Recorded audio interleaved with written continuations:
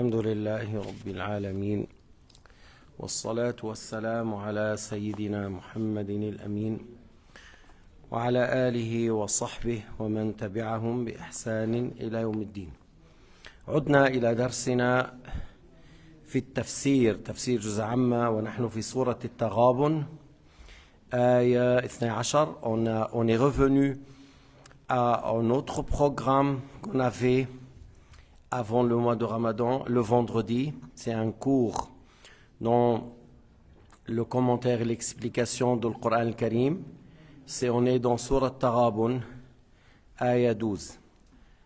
أعوذ بالله من الشيطان الرجيم. قال الله تعالى: وأطيعوا الله وأطيعوا الرسول فإن توليتم فإنما على رسولنا البلاغ المبين. وأطيعوا الله أي في أمره ونهيه في جميع الأوقات، ولا تشغلكم المصائب عن الاشتغال بطاعة الله تعالى والعمل بكتابه. Alors قوله تعالى, sa parole عز وجل, وأطيعوا الله, obéissez à Allah. Lorsqu'il vous ordonne, alors faites ce qu'Allah vous a ordonné. Lorsque Allah interdit, délaissez ce qu'Allah Ta'ala interdit dans tous les temps. Toujours. Yani, s'il a ordonné, on accomplit. S'il a interdit, on délaisse ce qui est haram et ce qui est interdit. Et il ne faut pas que les épreuves vous occupent de l'obéissance si jamais tu es éprouvé. Même s'il y a des épreuves, le moment où il y a l'obligation, je fais. Il y a le haram, alors je délaisse. Ce n'est pas que les épreuves ils vont me pousser à faire le haram ou à délaisser les choses obligatoires. Wal-amal bi kitabihi, et on obéit encore et on met en pratique ce qu'Allah subhanahu wa ta'ala a dit dans son livre.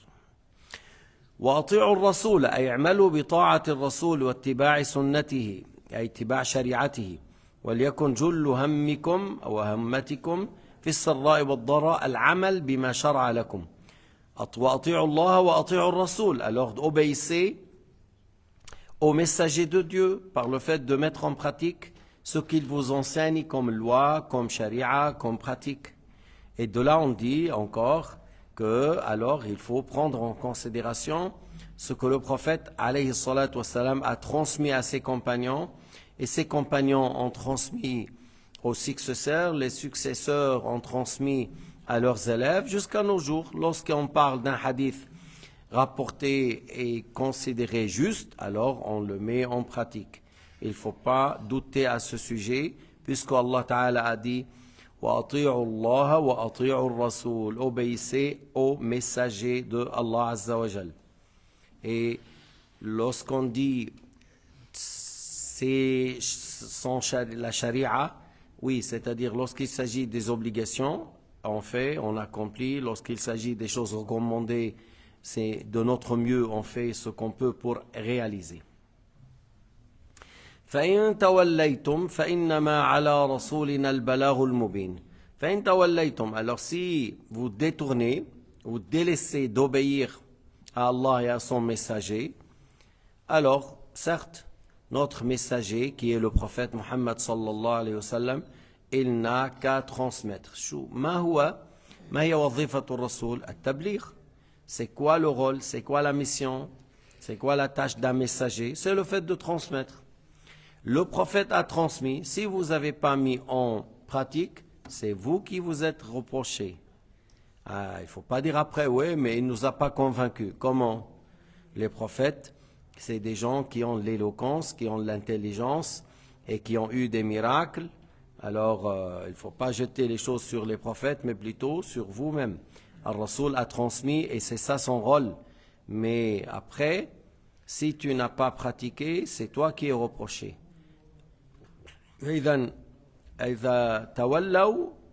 إذا توليتم إذا أعرضتم ولم تطيعوا الرسول فالنبي عليه البلاغ والله تعالى يحاسبكم يوم القيامة. C'est Allah qui juge les gens et le prophète, son rôle c'est le fait de transmettre.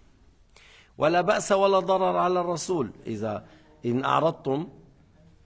Si vous êtes détourné, si vous n'avez pas accepté, si vous n'avez pas obéi, vous pouvez, le prophète n'aura pas du mal par ça. Vous avez fait du mal à vous-même. Le prophète, il a fait tout ce qu'il peut pour qu'il vous ramène à la guidée. Mais si vous n'êtes pas répondu favorablement, vous avez fait du mal à vous-même. Mais le prophète, il a la récompense par le fait qu'il a transmis et qu'il a utilisé la sagesse. Allahu la ilaha illa hu wa ala Allahi falyatawakkalil mu'minun. Allahu la ilaha illa hu. Allah man lahu al-uluhiyya, ma hek? La ilaha illa hu ay la ma'buda bihaqqin illa hu, la khaliqa illa hu. Alors c'est l'ayah 13 de Sourate Taghabun. Allahu la ilaha illa hu. Allah, celui qui a la divinité. Hein? Allah, ismun jamid, ghayru mushtaq. On dit c'est un nom qui n'est pas la dérive d'un verbe aliha ya'lahu Allah. Non, c'est Allah, comme ça dans la langue arabe, et qui veut dire qui a la divinité. La divinité, c'est la capacité de faire surgir de néant à l'existence. Al-uluhiyya hiya al-qudra ala al-ijad. La divinité, c'est avoir la capacité de faire surgir de néant à l'existence. Allahu la ilaha illahu, il n'y a pas de Dieu à part lui, c'est-à-dire Allah est celui qui mérite d'être adoré et rien d'autre. Ou tu dis Allah et il n'y a pas de Dieu à part lui, ça veut dire il n'y a pas de créateur à part lui. Et s'il n'y a pas de créateur à part lui, alors rien ne mérite d'être adoré à part lui. Pourquoi adorer quelqu'un qui n'est pas un créateur? Ça veut dire une créature. Pourquoi adorer une créature? S'il n'y a pas de créateur à part Allah, pourquoi délaisser l'adoration du créateur et aller adorer une créature? Est-ce qu'Allah a permis? Pas du tout. Est-ce qu'Allah a ordonné? Pas du tout. Alors pourquoi faire? ليش؟ أي عاقل يترك عبادة الخالق ويعبد مخلوقا. Qui est la personne qui a la raison, qui a la sagesse, qui a l'intelligence? Au lieu d'adorer Allah le Créateur, adore une créature. C'est contre la raison saine. C'est une chose que la raison saine n'accepte pas. N'accepte pas qu'on adore une créature. الشمس عبدت بغير حق والنار عبدت بغير حق والقمر عبد بغير حق بعض الكواكب عبدت بغير حق والبقرة عبدت بغير حق وعلي عبد بغير حق وهناك أناس بوالين على أنفسهم عبدوا بغير حق. J'ai dit le soleil a été adoré sans avoir droit, sans avoir raison et sans droit. Et la lune aussi, et Ali, j'ai dit, et la vache, et le feu, et la lumière. Il y a des choses qui ont été adorées et ils ne méritent pas d'être adorées. Et j'ai dit, il y a des gens qui urinent sur eux-mêmes, hein, et ils étaient adorés. Alors comment ça? Des créatures, des êtres humains comme nous. Et des fois, ils sont très moches par rapport à toi. Oui, comme celui qui s'appelle, ils sont le nommé Baha'u'llah. C'est quelqu'un qui est moche. Ils l'ont adoré. C'est quoi? C'est un être humain. Ils l'ont mis dans la terre, ils l'ont enterré. Ils ont dit c'est un Dieu, la hawla wa la quwwata illa billah. وعلى الله فليتوكل المؤمنون أي فعليه توكلوا, c'est-à-dire les croyants se fient à Allah Azza wa Jal. ما معنى التوكل? Que ça veut dire se fier à Dieu? Ça veut dire qu'on croit que c'est Allah Ta'ala qui crée les choses nuisibles, c'est Allah qui crée les choses profitables. Et moi je cherche les causes. Je vais chercher un travail. Alors, pour trouver un travail ici en Suisse, il faut avoir un diplôme, un CFC, voilà, une expérience, voilà. Mais aller chercher un travail ici sans tout cela et en plus sans permis, c'est difficile. Alors tu cherches les causes. Alors voilà, tu vas, tu cherches un métier, tu fais un stage, puis après tu fais un apprentissage, puis après, voilà, après tu as un diplôme, tu dis voilà, j'ai étudié 4 ans, je maîtrise tel domaine. C'est facile après, ça.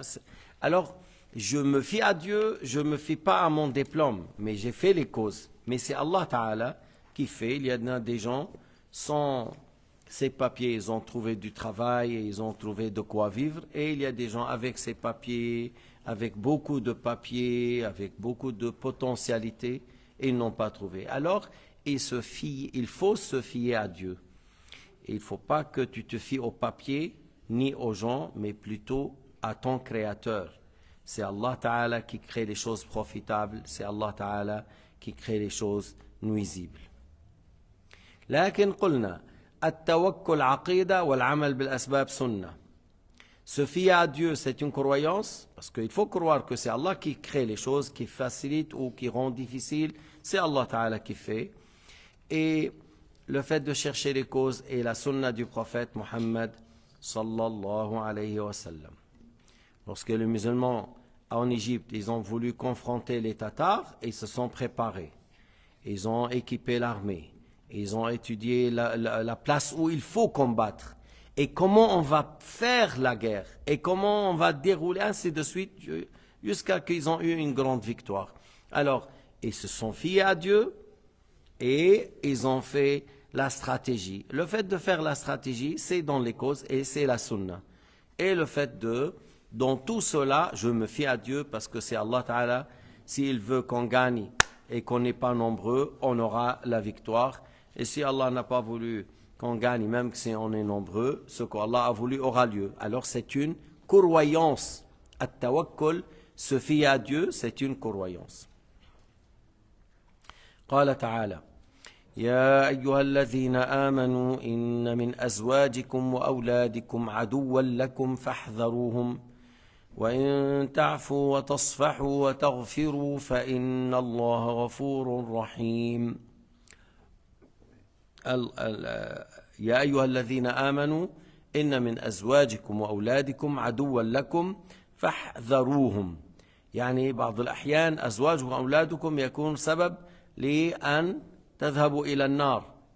Des fois, vos femmes, vos enfants seront des ennemis. Ils vous ramènent à l'enfer parce qu'à cause d'eux, tu vas aller dans le haram et dans les péchés. Des fois, hein? C'est pour cela qu'il a dit inna min azwajikum. Il n'a pas dit vos épouses et vos enfants. Il a dit certains, c'est-à-dire parmi. روى الترمذي عن ابن عباس وسأله رجل عن هذه الآية يا أيها الذين آمنوا إن من أزواجكم وأولادكم عدوا لكم فاحذروهم. قال هؤلاء رجال أسلموا من أهل مكة وأرادوا أن يأتوا النبي صلى الله عليه وسلم فأبى أزواجهم وأولادهم أن يدعوهم أن يأتوا رسول الله. فلما أتوا رسول الله صلى الله عليه وسلم رأوا الناس قد فقهوا في الدين هموا أن يعاقبوهم فأنزل الله عز وجل يا أيها الذين آمنوا إن من أزواجكم وأولادكم عدوا لكم فاحذروهم. Alors il rapporte Tirmidhi que Ibn Abbas radiyallahu anhu et un homme lui a posé la question au sujet de telle ayah de Surat Taghabun, ayah 14. Il a dit il s'agit ici des hommes qui ont embrassé l'islam à la Mecque et qu'ils ont voulu venir vers le prophète alayhi salatu wassalam, mais leurs épouses n'ont pas accepté, n'ont pas laissé faire, et leurs enfants, ils ne les ont pas laissés. Et par la suite, lorsqu'ils sont venus, ils ont trouvé que les gens qui sont venus avant eux, ils ont appris, ils avaient beaucoup plus de science qu'eux.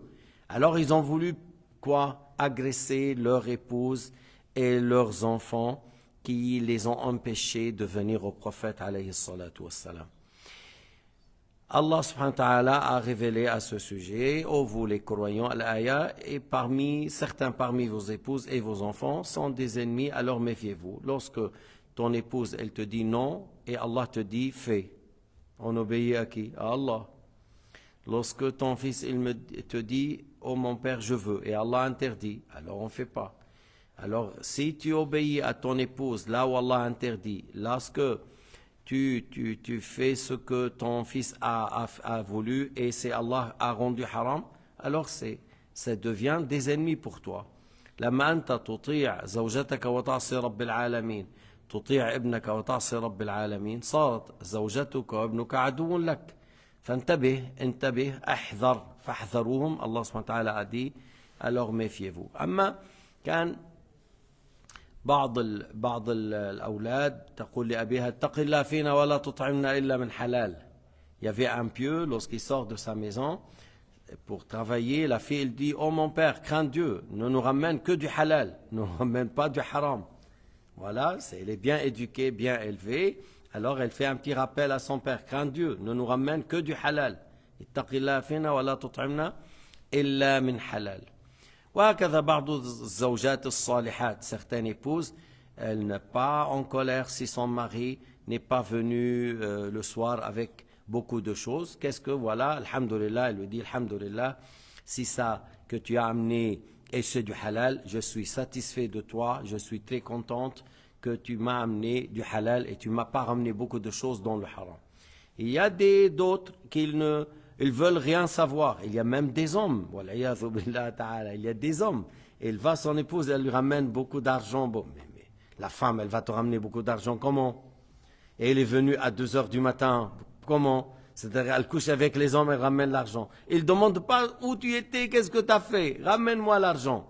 Alors ça, c'est des ديوثين هؤلاء هذا يقال له في الإسلام الديوث الذي يعلم الزنا في أهله ويسكت. Ça, c'est des gens à bas niveau. Je ne sais pas comment vous donner le nom de celui-là. Celui qui sait que son épouse ou voilà, ceux qui sont de la famille font de la fornication et il ne dit rien, il ne blâme pas, il ne dit rien. Ça, c'est quelque chose de grave. Et ça, c'est parmi les gens qui méritent vraiment un très dur châtiment dans le feu de Jahannam. Alors, نحن بنرجع انه المرأة تقوي زوجها تقول له لا تأتينا إلا بالحلال ولو لم نأكل إلا الخبز على شهر. Alors une femme pieuse, elle dit à son mari, ne me ramène que du halal, même si je vais manger durant 1 mois le pain avec le thé, le pain avec le lait, le pain avec l'huile d'olive, il n'y a pas de problème. Le pain avec le vinaigre, il n'y a pas de problème, mais ne nous ramène pas de haram. Amma al-akharin, amma il y en a d'autres qui veulent à tout bord, ramène-moi, je veux de la viande, je veux du chocolat, je veux du fromage. Il faut que, voilà, lundi c'est le fromage, mardi c'est la viande, mercredi c'est le poisson, jeudi c'est le fruit de mer, samedi c'est le grillade, ou le dimanche le grillade, et samedi c'est la fondue. Alors voilà, ou la raclette. Et débrouille-toi. Alors non, des fois les femmes, les épouses sont des ennemis. Des fois les enfants sont des ennemis parce qu'ils exigent. Alors lui après, il va dans le haram pour le ramener. Il vend du drogue pour le ramener. Il fait des choses illicites pour le ramener. Alors ça c'est dangereux. Allah Ta'ala a dit Inna min azwajikum wa awladikum aduwwan lakum fahdharu. Il y en a parmi, il n'a pas dit tous vos enfants et tous vos épouses, non. Mais il a dit, il y en a parmi vos épouses et parmi vos enfants des ennemis, méfiez-vous. طيب. فاحذروهم أن يشغلوكم عن طاعة الله أو يثبطوكم عن طاعة الله. Il a dit, فاحذروا, méfiez-vous, il ne faut pas qu'ils vous occupent de l'obéissance, qu'ils vous éloignent de l'obéissance, qu'ils vous rendent distraits par la suite. Tu ne fais pas des choses que Allah Ta'ala a ordonné de faire. ويدخل في الأزواج الذكر والأنثى فكأن الرجل يكون له ولده وزوجه عدوا أيضا المرأة يكون لها وزوجها ولدها وزوجها عدوا. Alors là إن من أزواجكم il s'agit ici des hommes et des femmes, c'est-à-dire c'est pas une parole adressée seulement aux hommes et que parmi les femmes et les enfants, même encore pour les femmes, parmi vos maris il y a des ennemis. Il y a des hommes, il dit à son épouse, tu veux que tu enlèves le foulard. Il y a des hommes, il veut pas que sa femme porte le foulard. Il dit, si tu veux sortir avec moi, tu enlèves le foulard. Alors il lui dit non, je n'enlève pas le foulard. Et il va la menacer par le divorce. Elle lui dit, je vais te divorcer. Elle est prête, elle lui dit 3 fois si tu veux. Tu veux me divorcer 3 fois. Directement, une personne qui me dit enlève le foulard, il ne faut pas que je dors avec un homme comme celui-là. Il ne faut pas que je passe 1 heure du temps avec celui-là. Tu veux me divorcer? Pas de problème. Elle lui dit, c'est quoi la dot? Je te la donne, divorce-moi. Je te la donne la dot, divorce-moi. Un homme comme toi, je n'ai pas besoin de lui. Ça, c'est une femme. Haïdi imra, tefham. C'est une femme intelligente. Lorsque le mari il fait le chantage, moi ou Dieu? Elle dit Dieu, et toi dors. Bon, en Suisse, elle peut dehors, mais chez nous, c'est elle qui sort dehors. Parce que l'homme, chez nous, il reste à la maison. Si c'est à la maison à lui, c'est elle qui sort dehors. Mais ici, elle lui dit, toi dehors. Bref, إذا إخواننا علينا أن ننتبه. بعض الأزواج بعض الرجال بيكونوا عدو. Il y a des hommes qui sont vraiment des ennemis. Il y a des enfants, comme on a dit, ils sont des ennemis. Il ne faut pas qu'on laisse des hommes ou des femmes qui nous éloignent de l'obéissance.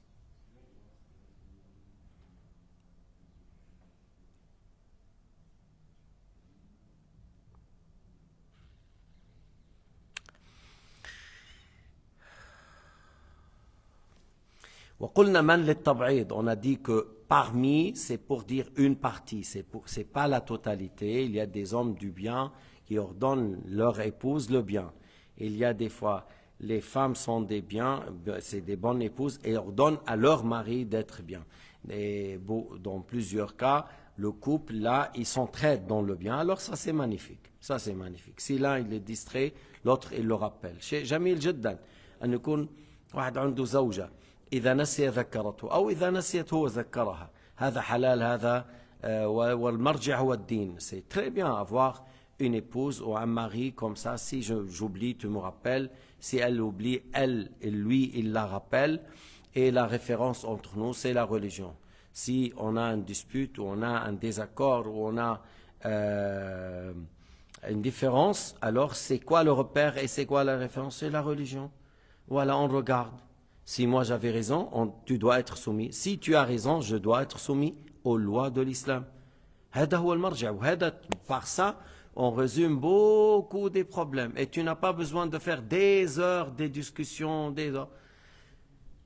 Ce que tu as ordonné, c'est ce qui est dans la religion. Alors voilà, c'est ça.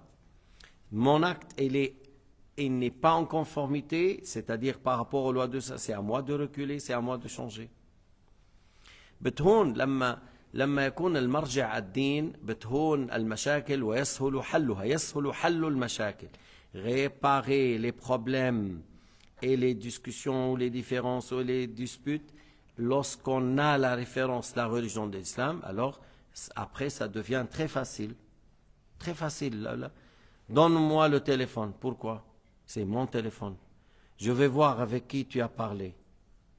Mais c'est mon téléphone. Est-ce que je suis obligé de te donner mon téléphone? Non. Alors voilà, tu te limites à ça. Est-ce que l'espionnage est bien? Non. يا أيها الذين آمنوا اجتنبوا كثيرا من الظن إن بعض الظن إثم ولا تجسسوا. N'espionnez pas l'un l'autre. N'espionnez pas l'un l'autre. Et voilà. Alors tu vas pas dire donne-moi ton téléphone. Je veux espionner, je veux voir. Non, c'est mon téléphone, je suis pas obligé. Alors la référence que voilà, pense du bien, pense du bien, et voilà, tu cherches pas à regarder, voilà. Ah, tu n'as pas confiance en moi, j'ai confiance, mais est-ce que je suis obligé? Non. Tabana? فشو بيقطع الفاصل? Mon avis ou ton avis? Non, c'est pas mon avis, c'est pas ton avis. Qu'est-ce qu'il dit la religion? Lorsqu'on dit je suis soumis à ce que Allah a révélé, à ce que le prophète Mohammed a transmis, le problème s'arrête là. لما بنوصل عند حدود الشرع يعيننا. الأذن وصلنا إلى هنا. الذي يعني يمليه الإسلام نقف عنده. Les limites que l'islam a fait ou a mis, on se limite à ça. Alors bien sûr, après on aura beaucoup de solutions pour beaucoup de problèmes. اللي ما بده يعمل هيك بيروح حاله. Celui qui ne met pas ça là en pratique, il veut faire à son point de vue, alors voilà, c'est la cassure après, c'est les problèmes tout le temps et après la grande cassure.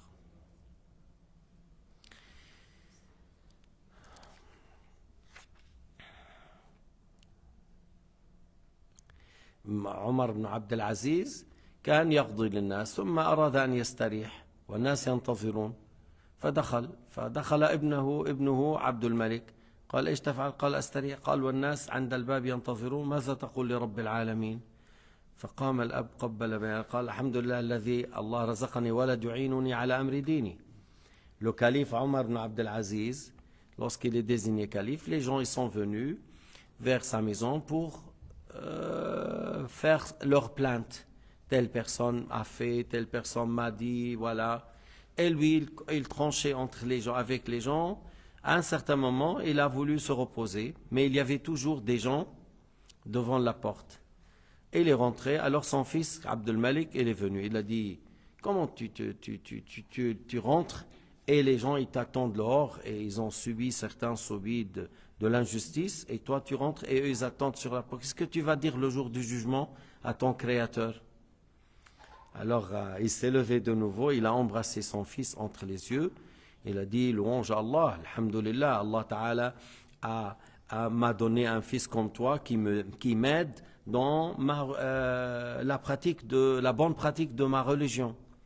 انتبهنا فهنيئا لمن كان عنده ولد يقول لأبيه يا أبتي انتبه أنت رفعت صوتك هنا أنت غضبت هنا بسرعة يا ليتك تكلمت بهذه الطريقة. Alors c'est très bien si la personne il a un fils ou une fille et elle lui dit mais moi j'ai constaté dans le débat tu as crié fort et tu n'avais pas besoin, ou tu t'es mis en colère et il fallait prendre le temps pour ne pas se mettre en colère, et tu as dit telle phrase était très dure, ça empêche la personne d'accepter la vérité, même peut-être il était proche. Bref, des fois, lorsque tu as des fils comme ça, des filles comme ça, oui, il faut prendre soin. Bien sûr, s'ils ont comme ça veut dire le père ou la mère ont bien travaillé.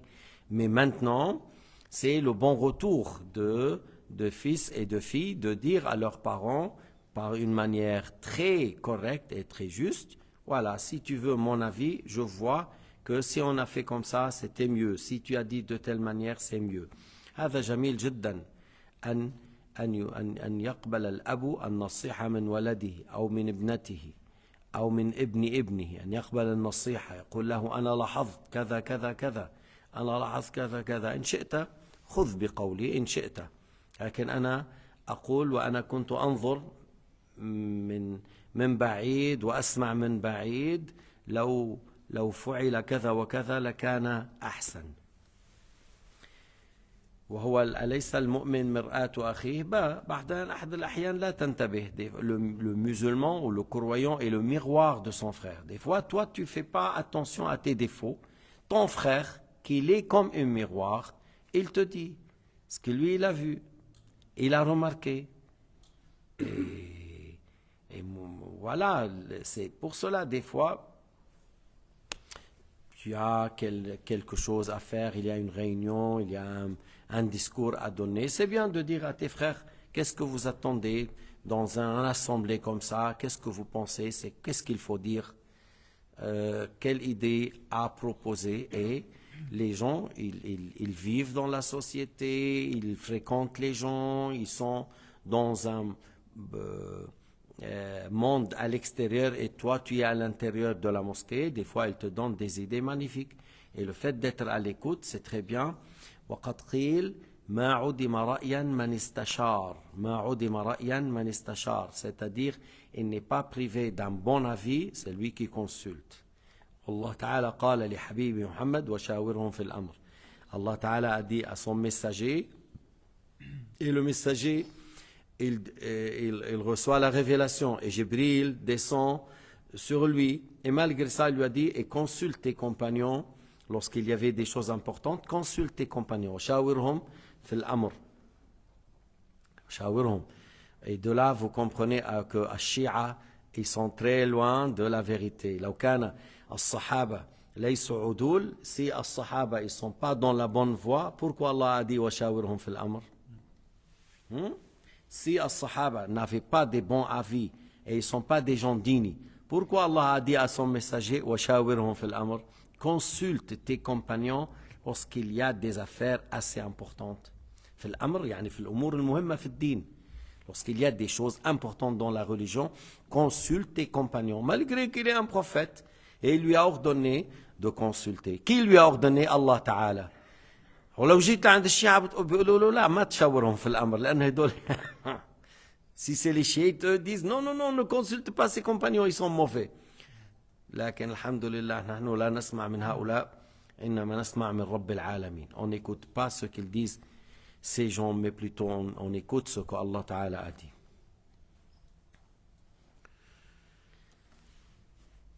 والحذر على النفس يكون بوجهين إما لضرر في البدن وإما لضرر في الدين وضرر البدن يتعلق بالدنيا ضرر الدين يتعلق بالآخرة فحذر سبحانه العبد من ذلك وأنذره به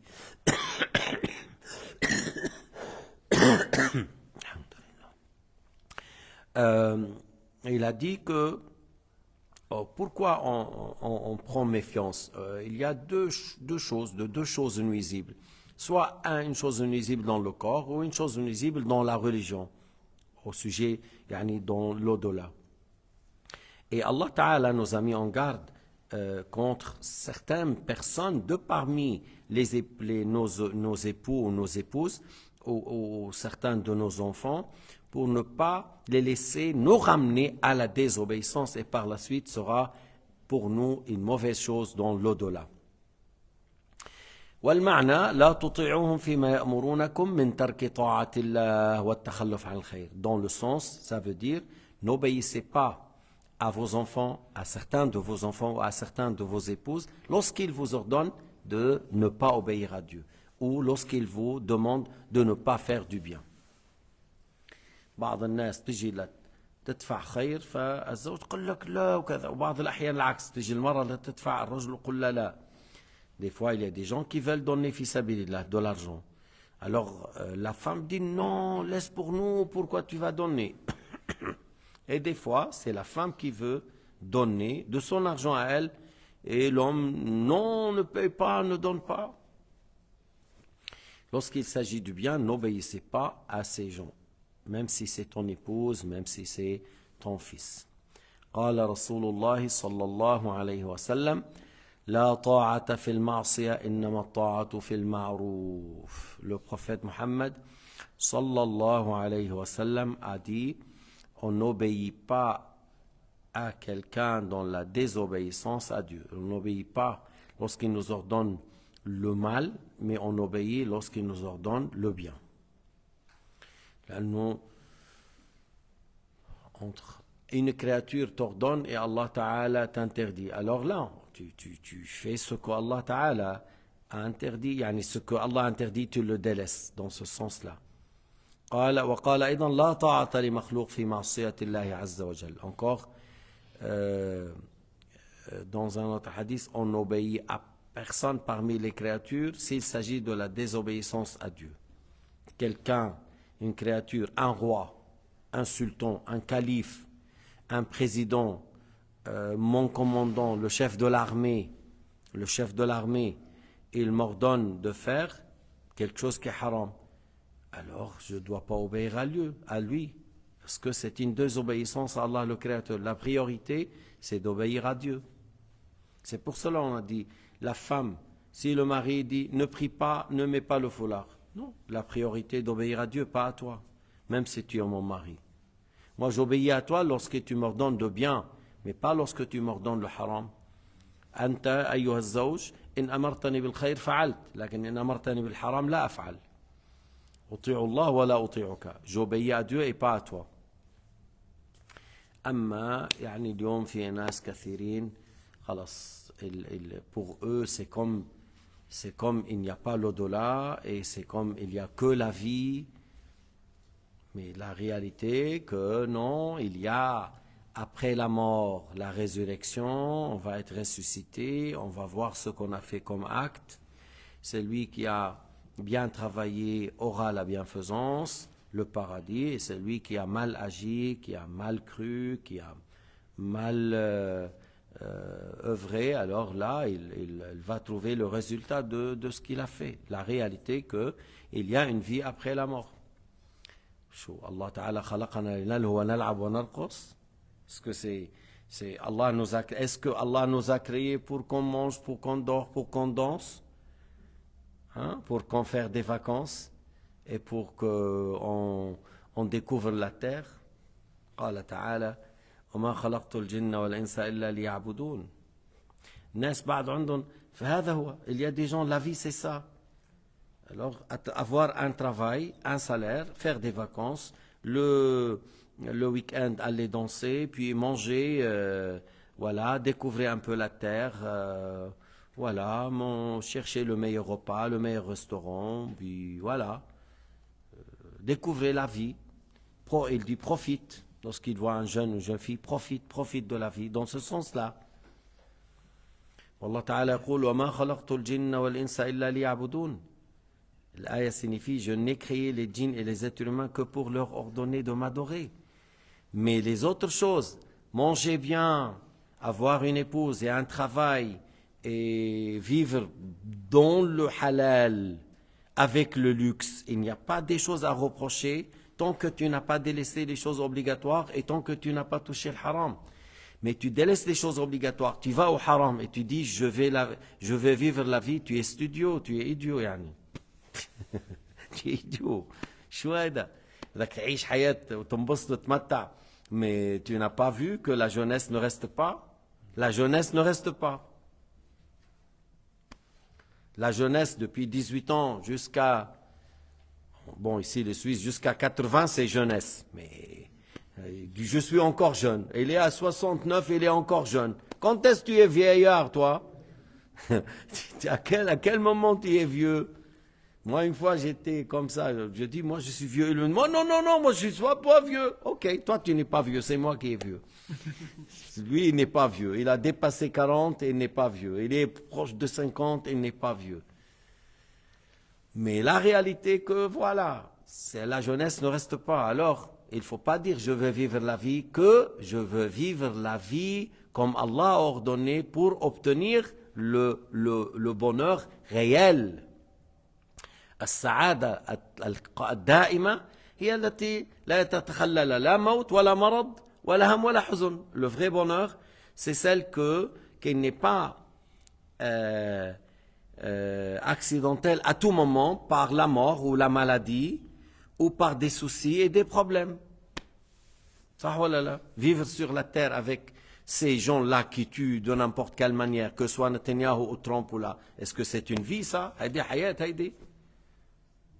C'est un peu dur ça. Wallahu subhanahu wa ta'ala a'lam wa ahkam.